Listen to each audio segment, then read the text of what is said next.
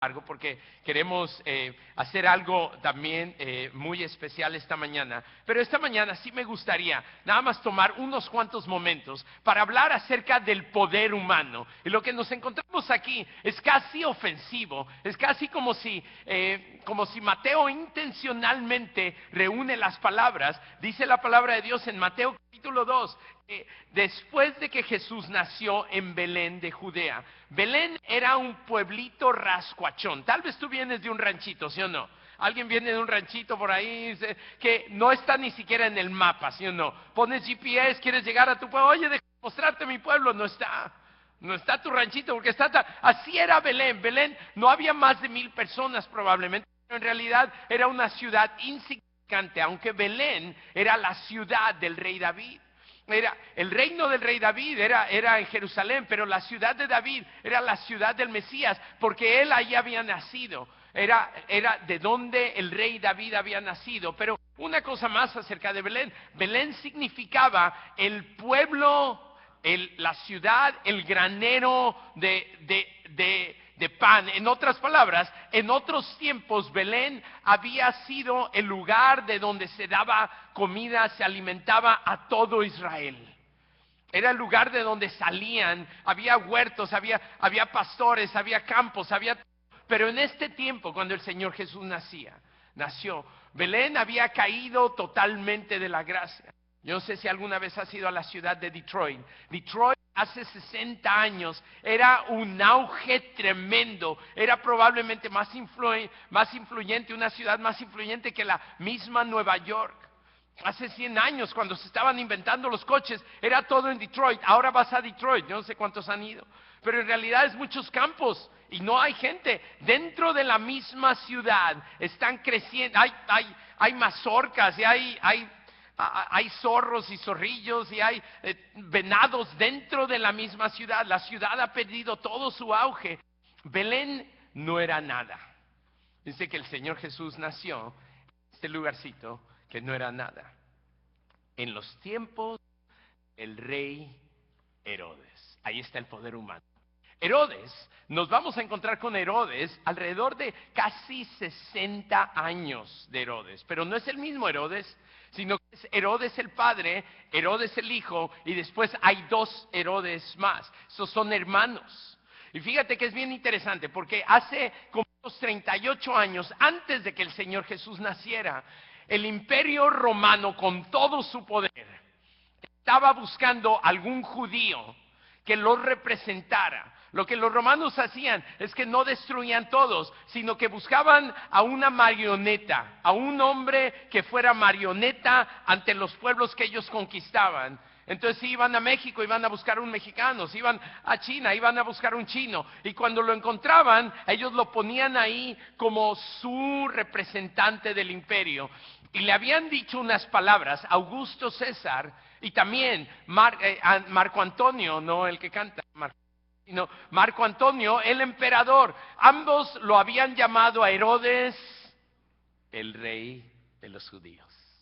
Ante el Imperio Romano, Herodes llevaba el título del rey de los judíos. Y por eso, cuando llegan estos hombres del Oriente, le preguntan a él, ¿dónde está el verdadero rey de los judíos?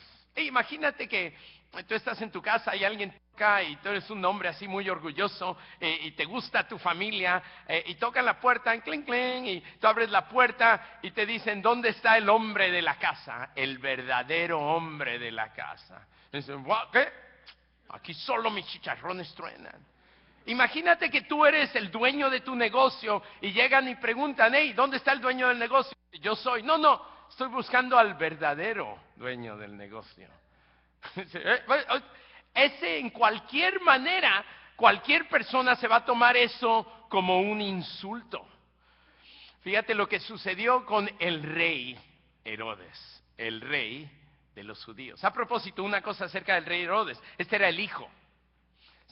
Y lo que Herodes había hecho es que Herodes había instituido un poder de terror entre los judíos. Su rol principal era representar a Roma ante sus compatriotas y Roma Roma no era para nada un imperio agradable, no era para nada un imperio amigable. Entonces lo que él tenía que hacer, él estaba a cargo de desarrollar todo un sistema de impuestos de todo el pueblo para mandar hacia Roma. Había 3 impuestos que todos los israelitas tenían que pagar. El número 1 era el impuesto de Roma.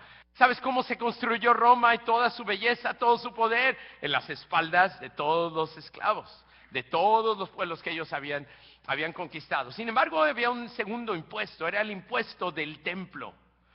Herodes construyó el templo alrededor de unos 100 años. Ese templo llevaba siendo construido. Es el templo que en el capítulo 24, ¿se acuerdan? Lo estuvimos viendo. Los discípulos le dijeron al Señor Jesús, mira qué impresionante este templo.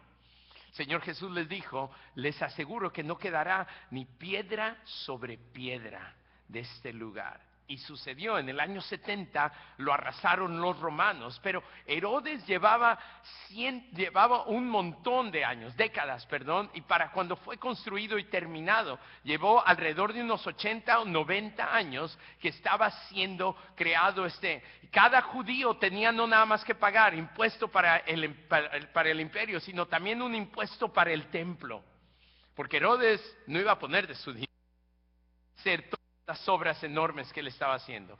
Herodes no nada más construyó el templo de Jerusalén, sino que a cada pueblo dentro de todo su poder les construyó para todo tipo de dioses. Pero no nada más eso, sino que él se construyó un montón de casas para sí mismo. Una de las cosas que Herodes construyó fue una montaña, y le puso por nombre su nombre. Todavía está allí, todavía puedes ir y se llama la montaña de Herodías. La montaña de Herodías tenía que ser para él una de las montañas más grandes de toda la región, porque ese iba a ser su mausoleo, ese iba a ser el lugar donde lo iban a enterrar a él.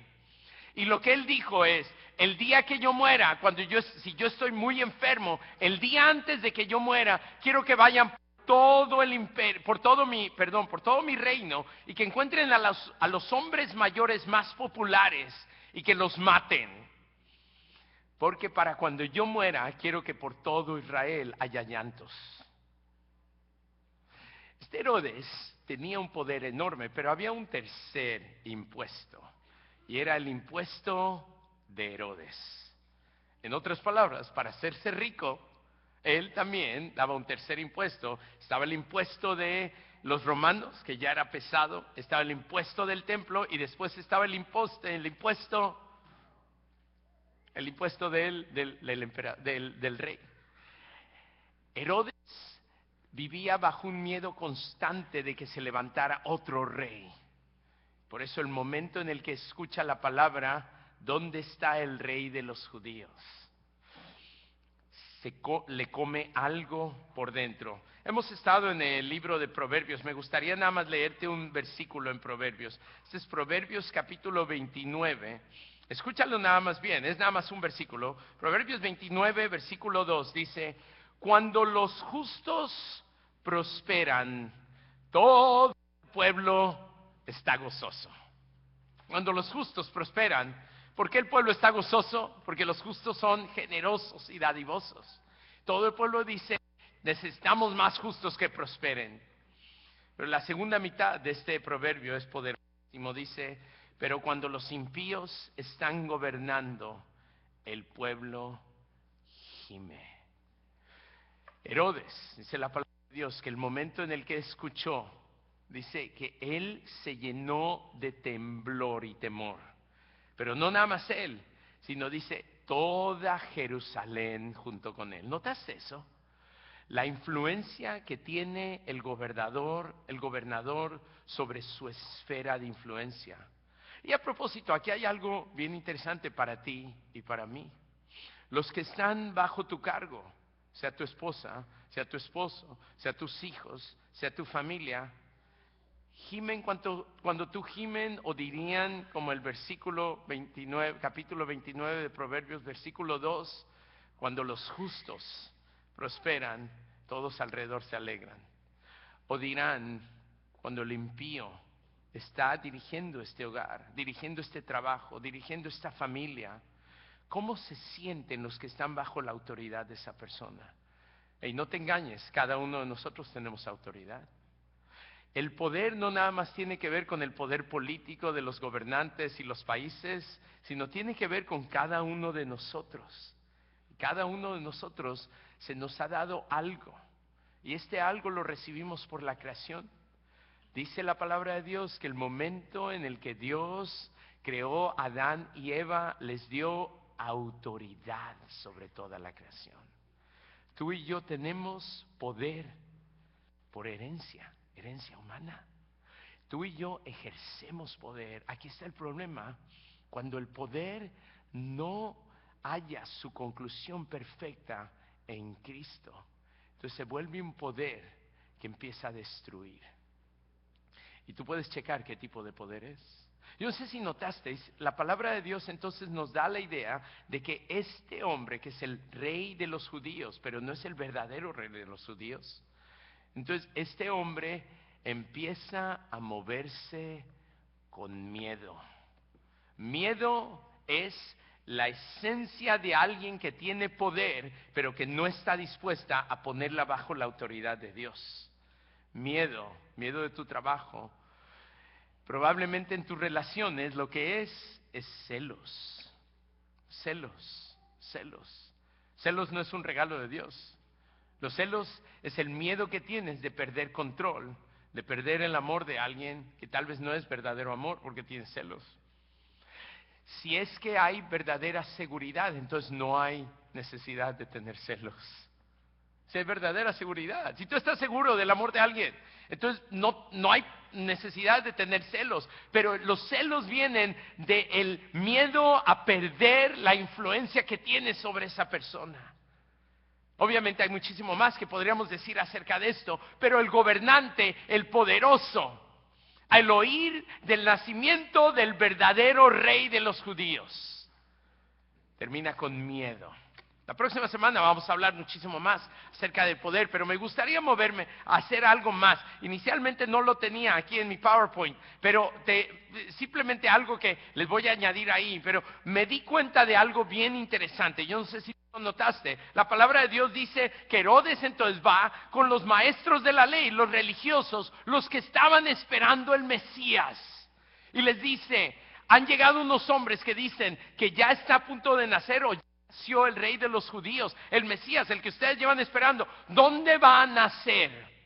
La palabra de Dios dice que los religiosos fueron y buscaron y trajeron y le dijeron: encontramos la profecía en Miqueas capítulo 5, y leen la profecía y le dicen: va a nacer en Belén. Hasta ahí todo está bien padre, pero la pregunta más grande es: ¿qué hacen los religiosos? No son los primeros, no tiran los pergaminos ahí en el suelo y dicen: en Belén, ¡buah! Vamos a verlo. No. Los religiosos, al escuchar que ya nació el que ellos estaban esperando, son absolutamente indiferentes a la realidad de que el Dios que ellos anticipaban ya por fin ha llegado, que las profecías se han cumplido. Me pregunto si tú eres religioso, indiferente. No, yo nada más me acomodo un poquito de religión aquí de vez en cuando. Qué bueno que me cabe bien, me la pongo como chaleco el domingo y me la quito el domingo después de la iglesia. Nada más quiero suficiente religión. ¿Serías tú uno de esos que escucharías: hey, nació el rey de los judíos, pero no sabemos dónde? Y tú dices: pues me sé un montón de Biblia. Mira en Miqueas.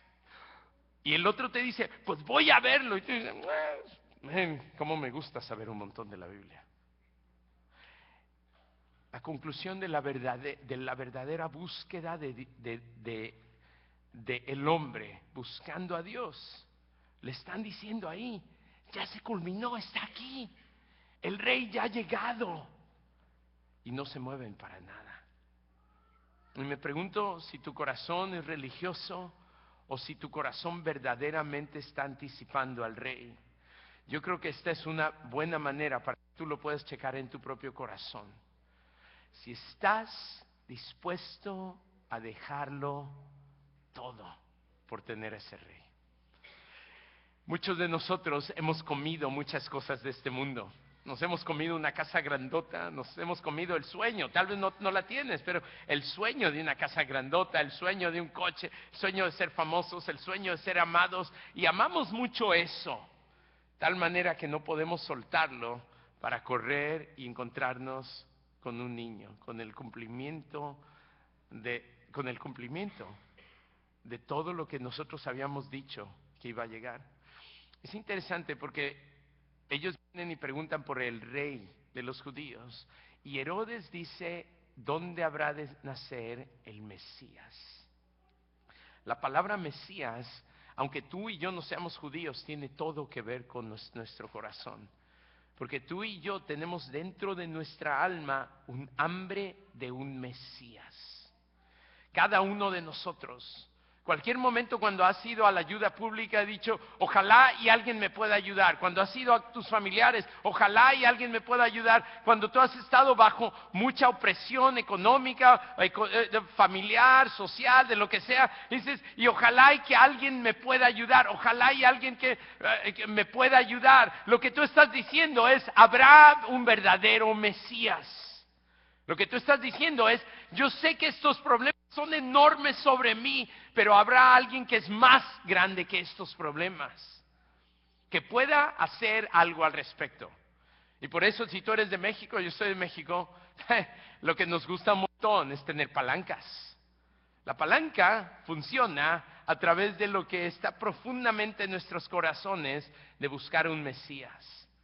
Decimos, yo no tengo palanca, pero hay alguien más fuerte, más poderoso, más influenciado, más influyente, más rico, más algo, alguien más. Lo que todos esos deseos siempre están apuntando es hacia el Mesías. Y lo que Mateo nos está diciendo es, ya llegó, no tienes que buscar más. Tienes que ir con el poderoso del pueblo. No. El más influyente, el más poderoso, ya llegó. Déjame ir a la tercera cosa. La tercera cosa es esto, es a propósito, entonces el gobernante termina con miedo, los religiosos con indiferencia, pero los sabios, estos sabios, es interesante que aquí en la historia, como Mateo la presenta, los que deberían de brincar de alegría, en realidad terminan con miedo y con indiferencia. Los que deberían de tener indiferencia o miedo, terminan con tremendo gozo. Esos son los sabios del mundo. Los sabios del mundo. Dice la palabra de Dios aquí, que estos hombres sabios, tal vez tú has oído la palabra magos, y es que en realidad los sabios, estos del oriente, que a propósito no dice en el texto que sean 3, pero sí dice que trajeron 3 regalos, en realidad eso no importa. Lo que sí entendemos es esto, es que estos hombres eran el tipo de hombre que tenían disciplina tremenda para observar los astros del cielo. Tenían la disciplina tremenda para observar que cuando una estrella pasa por ahí hay un huracán, que cuando las estrellas están así o hay así en el cielo, sucede esto con el viento aquí, que cuando las olas se levantan, tiene que ver con la luna, que hay marea alta cuando está oscuro, que todo ese tipo de cosas. Hombres y mujeres que tenían la disciplina de observar. Obviamente yo no sé, y nadie sabe qué es lo que sucedió con esta estrella. Hay muchas diferentes ideas que yo he leído, tal vez has leído, pero cada año en el planetario aquí en el centro de la ciudad de Chicago, en el planetario tienen una presentación alrededor de Navidad de la estrella de David, de la estrella del Oriente. Y sería muy bueno que te informaras y que fueras a ver la presentación. Lo que van a hacer es que te van a poner en un cuarto así redondo, y arriba tienen toda la pantalla, es un círculo bien tremendo para ir. Y después cuando te sientas en el asiento, te inclinan para atrás. ¿Y saben lo que yo siempre pienso cuando hacen eso? Es hora de dormir. Yo he llevado a mis niños y digo, qué tremendo. Yo quiero saber esto de la estrella de David, pero está tan rico estar aquí. Todos calladitos, bien oscuro, el asiento bien cómodo. Pero hay una teoría de que en realidad durante esos tiempos, en el año 6 o 7, después de esta era, Venus y Júpiter estaban en la misma línea. Y de alguna manera estos sabios reconocían a Júpiter como el planeta de los poderosos, los que tienen poder. Y de alguna manera en la historia se ha encontrado que Venus es una estrella que representa o que habla o que apunta acerca del Medio Oriente. Estos hombres probablemente no nada más vieron la estrella, sino que leyeron cosas. Y probablemente lo que leyeron fueron unos escritos de un hombre que se llamaba Daniel. Daniel, se dice en la Biblia, en el capítulo 9, habla acerca de cómo, creo que en los últimos versículos también, dice, como los astros en el espacio serán los verdaderos seguidores de Dios. Dice que con su sabiduría, Daniel llenó todo el imperio del Oriente, donde él había sido llevado como esclavo. No sabemos en realidad, pero lo que sí sabemos es que estos hombres venían buscando a alguien que ellos no anticipaban, que ellos no naturalmente amaban. Y llegaron a Jerusalén. ¿Sabes lo que los sabios hicieron? Yo creo que estos sabios representan toda la sabiduría humana. Hay algo que Mateo está tratando de hacer. Mateo nos está tratando de decir que a los suyos vino, a los judíos, y los suyos tuvieron miedo de él. El próximo domingo vamos a ver cómo lo quisieron matar. A los suyos vino y los suyos fueron indiferentes para él.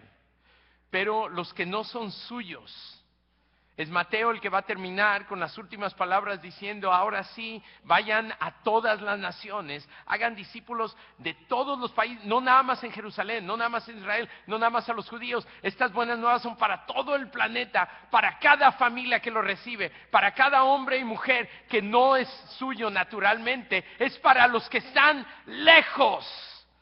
Si tú hoy estás lejos, este evangelio es para ti, es para ti. Si tú hoy te sientes que estás absolutamente lejos de ser el hombre o la mujer, que tú dices, no, yo de Dios, yo estoy tan lejos, yo he pecado, yo he hecho, no hay, este es el evangelio para los que están lejos.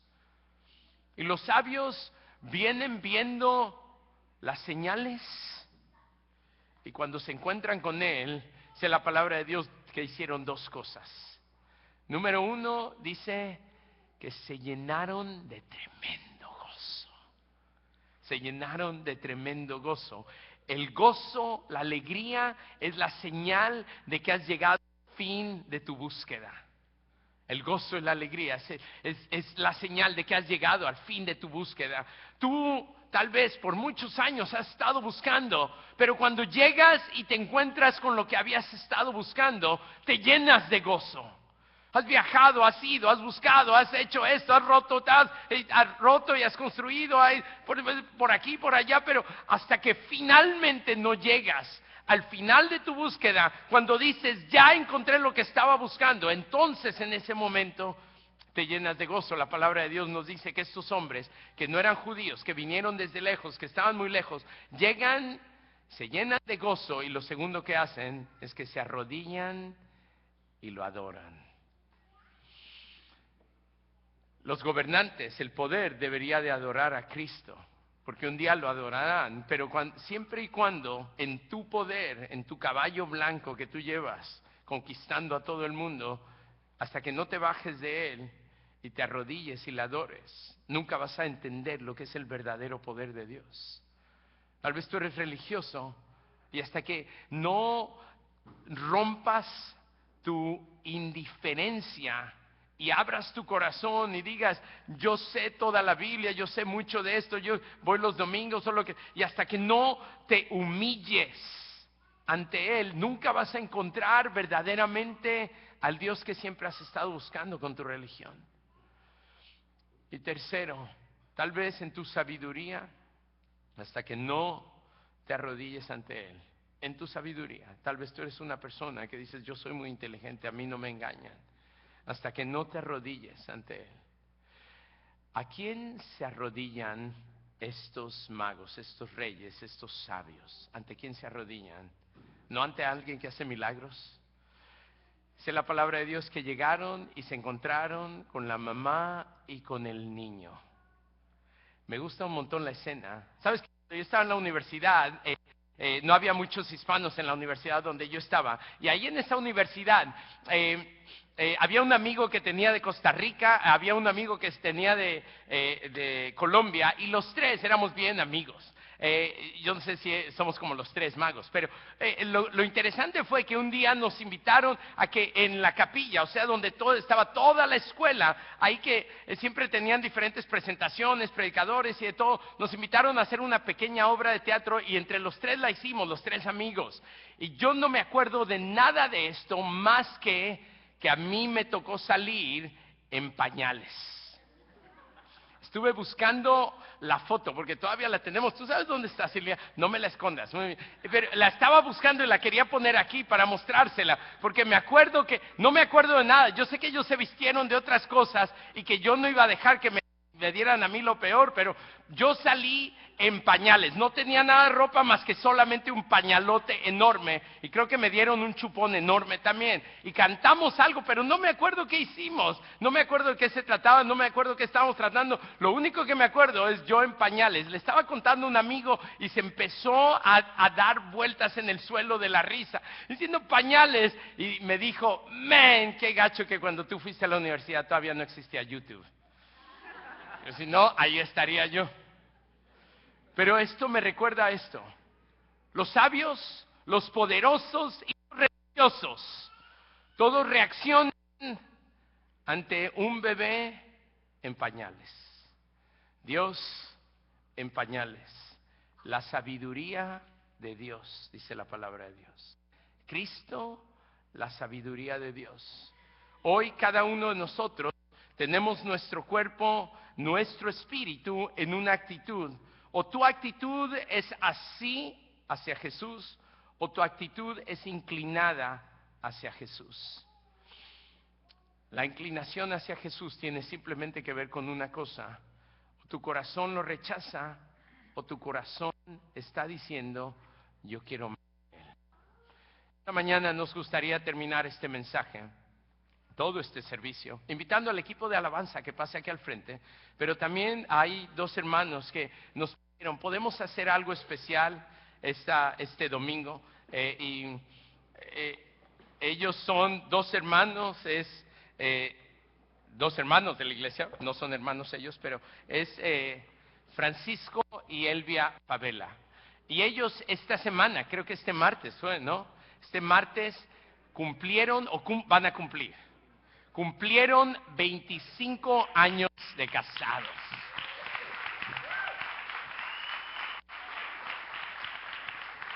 Entonces yo voy a invitar a que mi hermano Francisco pase aquí al frente y él tiene unas pequeñas palabras y después va a entrar su esposa, que en realidad es más su novia que su esposa porque están bien enamorados. Y entonces... y ella también va a pasar en unos momentos y ella va a también dar unas palabras. Pero Francisco, entonces cuéntanos brevemente, 25 años, ¿quieres celebrar y algo que nos quieras decir? Buenos días a todos, hermanos. Mi nombre es Francisco Favela, como ya lo dijo el pastor.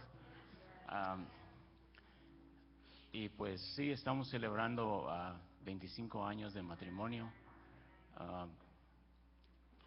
Yo creo que número 25 ha sido un año más difícil de nuestra vida, especialmente para mí por los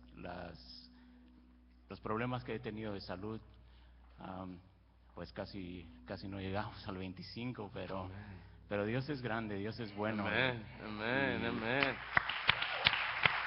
Y Él es el que nos tiene de su mano y nos ha permitido llegar, ¿no? hasta este 25 aniversario que pues no ha sido fácil, ¿no? Son 25 años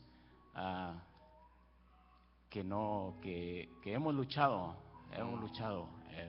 Yo creo que no hay matrimonio perfecto, tenemos nuestras altas, nuestras bajas, discutimos como cualquier otra pareja, pero eso sí, estoy seguro de que de la mano de Dios todo ha sido para bendición y mucho más fácil. Amén. Nosotros nos casamos no conociendo de Dios, así que nosotros podemos entender a muchas parejas, porque nosotros no conocíamos de Dios cuando nos casamos, hasta después de unos años,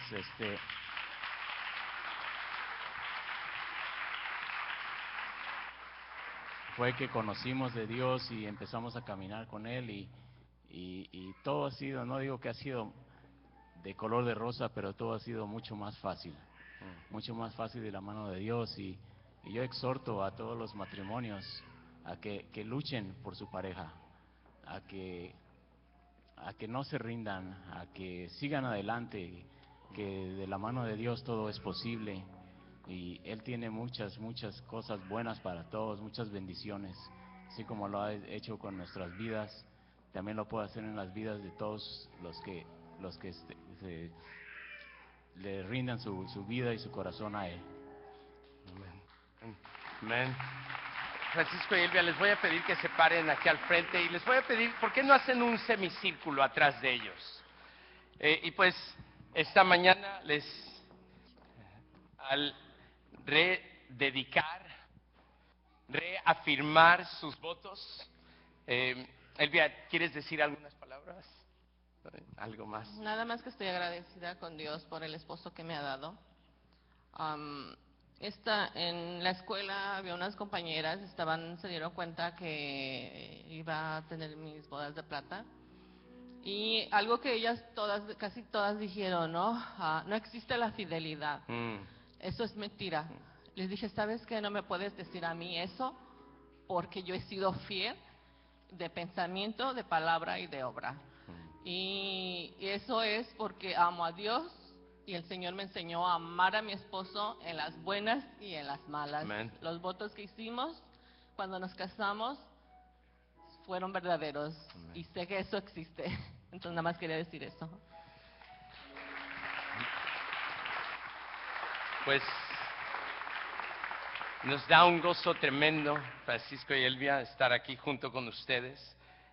Y pues, como ustedes hace ya muchos años tomaron este paso y dieron estos votos, les voy a invitar a que hagan lo mismo. Pero una vez más me gustaría simplemente preguntarles, y es simplemente esto. Les voy a preguntar y ustedes responden. Esta es la reafirmación de sus votos. Francisco, ¿tomas tú a Elvia como tu esposa una vez más? ¿Prometes amarla? ¿Prometes servirla? ¿Prometes proveer para ella? ¿Protegerla? ¿Dirigirla espiritualmente? ¿Orar por ella y entregarte a ella como Cristo se entregó a la iglesia, abandonando todo y dedicándote solamente a ella por la gracia de Dios y para su gloria? Puedes decir, sí, prometo. Sí, prometo. Amén.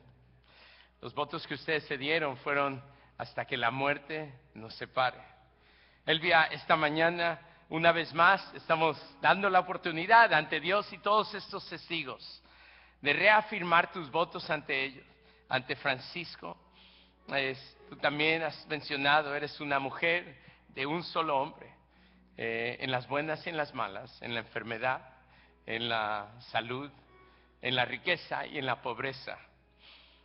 Y hoy te damos la oportunidad de reafirmar estos votos. Elvia, ¿tomas tú a Francisco como tu esposo una vez más? Lo acepto, lo tomo. Sería bueno que lo vieras una vez más. Y digas, wow, lo tomo. Sí. ¿Prometes amarlo, honrarlo, respetarlo, orar por él cada día, seguir su liderazgo espiritual, entregarte de lleno a él como la iglesia se entrega a Cristo, abandonando a todo, dedicándote solamente a él por la gracia de Dios y para su gloria? Prometo. Amén. Te voy a invitar a que cierres tus ojos junto conmigo.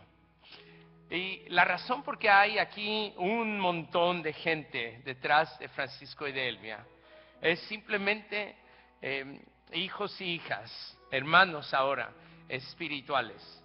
Ellos han invertido mucho en muchas parejas. Y si tú estás aquí esta mañana como pareja que ha sido bendecido por Elvia y por Francisco, te quiero invitar a que extiendas tu mano hacia ellos y que ores junto conmigo por la bendición de Dios para la bendición de Dios sobre sus vidas. Señor, te damos gracias por Francisco, por su vida. Señor, una vez, Señor, un día, Señor, tú lo naciste a este mundo, Señor. Padres que lo amaron, Señor, con todo su corazón, Señor. En las buenas y en las malas intentaron criarlo, Señor. Te damos gracias por el regalo que Francisco es a este mundo, Señor. Pero también te damos gracias porque un día tú cruzaste tu camino con Elvia, Señor. Te damos gracias por Elvia, Señor. Te damos gracias por su vida. Te damos gracias porque, Señor, por los papás que le diste a Elvia, su familia. Señor, gracias por trajiste a Elvia a este mundo, Señor. Sus papás intentaron ser lo mejor que ellos podían, Señor. Pero gracias porque un día tú cruzaste su camino con Francisco. Sobre todas las cosas, te queremos dar gracias de que un día cuando Francisco y Elvia ya estaban juntos, Señor, ya se habían casado, Padre, hace 25 años este martes. Señor, gracias porque un día, Señor, tú cruzaste sus caminos ante tu camino, Señor. Y por eso te damos toda la gloria y toda la honra, Señor.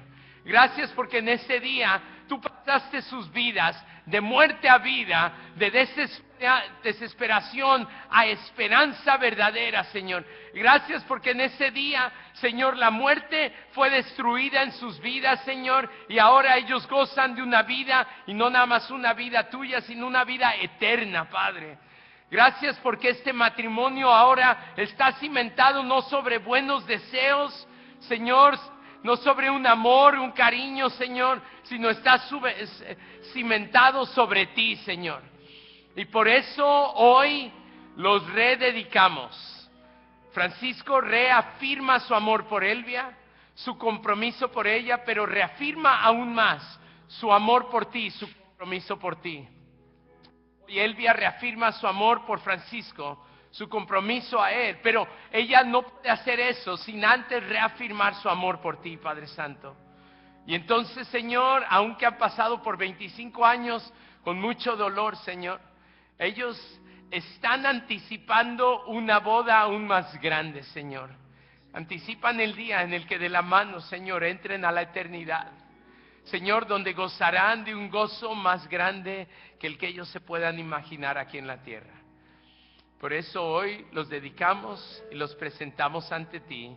Una vez más, yo tengo el gozo y el privilegio de reafirmar y rededicarlos y relanzarlos a este mundo por la autoridad que Dios me ha dado como ministro del Señor Jesús. Una vez más, yo afirmo que ustedes son esposo y esposa para la gloria de Dios. Amén. ¿Y qué les parece si hacemos lo que ellos hicieron hace 25 años, una vez más, Francisco y Elvia? Hace 25 años ustedes se dieron un beso para iniciar su matrimonio. Pero hace 25 años no sabían lo que saben ahora. Y por eso hoy les digo, Francisco, una vez más ante Dios y todos estos testigos, puedes besar a tu novia.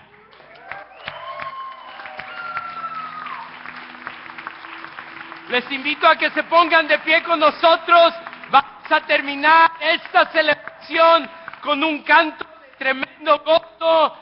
Y les invitamos, según Francisco y Elvia, pasan por este pasillo, que todos le aplaudan y que bajen al sótano. Vamos a tener ahí un poco de pan y un poco de café. Que Dios los bendiga muchísimo y toda gloria para Cristo. Y que vivan los novios.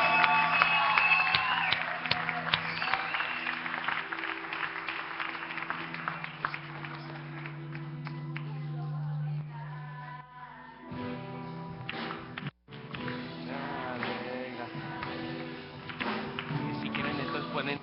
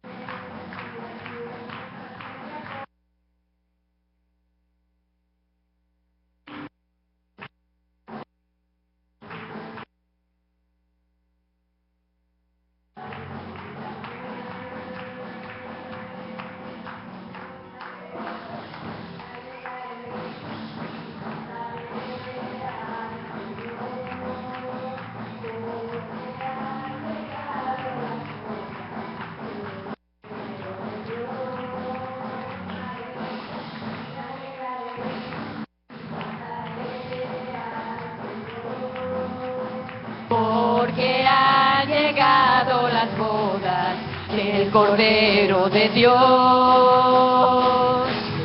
Será concebido que se vista de lino fino y resplandeciente, para recibir al Rey.